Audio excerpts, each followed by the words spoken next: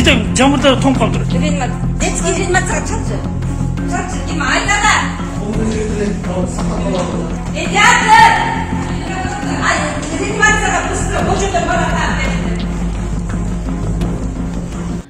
Желим баштыкка уруп, оозун байлап, коробкага салып, көчөгө ыргытып кеткен. Жаңы төрөлгөн ымыркайды оор абалда Бишкектеги кайгуул милиция кызматкерлери таап, ооруканага жеткиришкен. Учурда ымыркайдын абалы жакшырып баратат. Ал эми аны төрүп таштап кеткен апасы 20 жаштагы кыз аныкталып, тергөө иши башталды.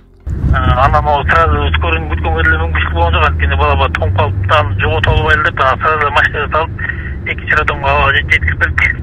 Буну таштаганда да коробка забордон ичине ырытылган. Бул баланы коробкага пакетке салып, үстүн байлап, пакет ордуна туалет бумага тыгып, анан коробкага салып ырытылган. Коробкага ырытылганда тиги үстүнөн шифрдан түшкөн жамгыр коробканын ичине пакеттин ичине чейин кирип кеткен суу. Анан врачтардын айтуусу биз врачтарга апарсак, врачтар айтат, тиги киндигин бычак менен кеспей эле кол менен мындай айырып алып депчи. Койдун ичегин кол менен жулуп алган го. Ошондой эле жулуп алып бердик. Жалалабадда дагы 18 жаштагы кыз өзү жашаган батирдин жуунуучу бөлмөсүндө төрүп, 7 айлык кызын кийимге уруп, таштандыга таштап кеткен. Наристени таап алган жарандар ооруканага жеткирип, учурда абалы жакшы. Шектүү катары 2005-жылы туулган кыз кармалды. Териштирүү учурунда ымыркайдын апасы таштанды таштоочу жайга жакын жердеги батирде убактылуу жашап жаткан Базаркоргон районунун Ахман айыл аймагынын 2005-жылы туулган тургуну экендиги аныкталган.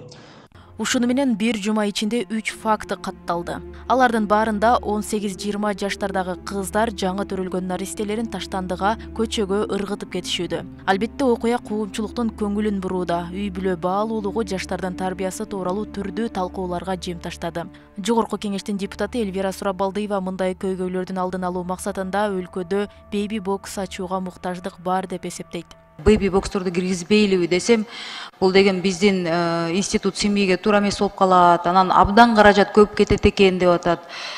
Бирок мындай учурда башка суроо туулуп атат да. Кыргызстандын жалпы Кыргызстандын бир жаранын жашоосунун мындай баркы барбы? Адамдын өмүрү канча турат? Биздин мамлекетте бааланбайт да акчага. Эмнеге анда өкмөт бейби боксторду роддомдорго коюп бергиле, эми бир райондо бирөө болсун макул, аны жалпы элге маалымат жеткирели, жаштарыбызга жеткирели. Ошондой кандай гана учур болбосун, балаңды деген мусоркага таштаба, балаңды сыртта таштаба деп ошондой бир саясатка өтсөкпү?